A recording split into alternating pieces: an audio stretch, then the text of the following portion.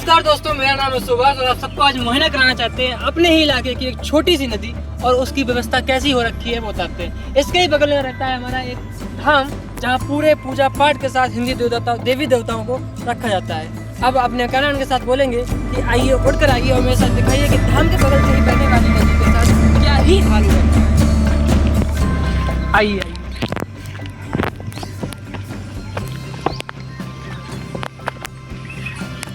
ये वो गंदगी है, ये हैं वो देवी देवता जिनको तुम साल भर पूजने के बाद ऐसी आसानी से यहाँ पे छोड़ जाते हो। इनको दिखाइए, क्या ये इसी लायक हिंदू देवी देवता छोड़े गए हैं?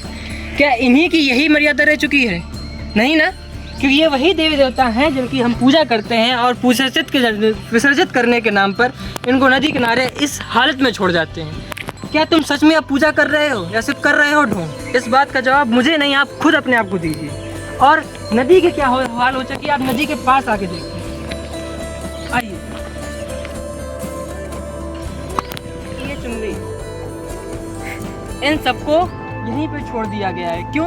क्योंकि विसर्जित करना है। इनको ये नहीं बताया गया है कि ये चीज़ है, ये कभी भी इस पानी में घुलनशील नहीं होंगी, नदी का वातावरण ही खराब होगा। लेकिन अगर ये चीज़ शिक्षा दे है हमारे देश की पहचान। यहाँ पर हम धर्म के नाम पर धर्म जो है उसको भूलकर कुछ और करने का ट्राई कर रहे हैं। एक यहाँ पर एक आश्रम है जो बहुत ही महत्व बनाया गया है।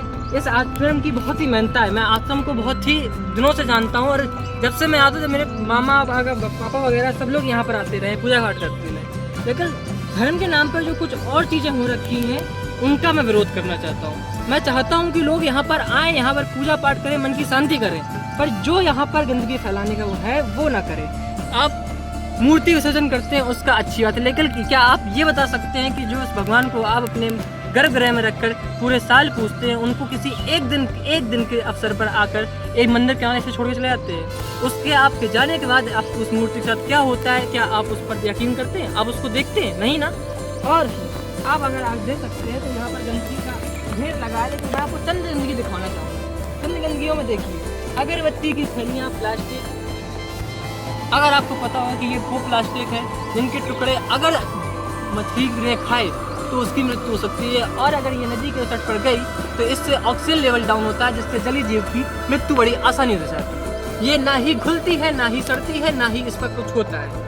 तो अब इसको इसका कर क्या सकते हैं? इसका करने का यही तरीका है कि आप जो भी पूजा पाठ करते हैं ऐसी चीज़ लाइए और बाकी चीज़ को ले जाके जो सरकार द्वारा नियमित सूखा कचरा, गीला कचरा और चीज़ें अलग रखी है उनको अलग अलग करके रखिए। धन्यवाद।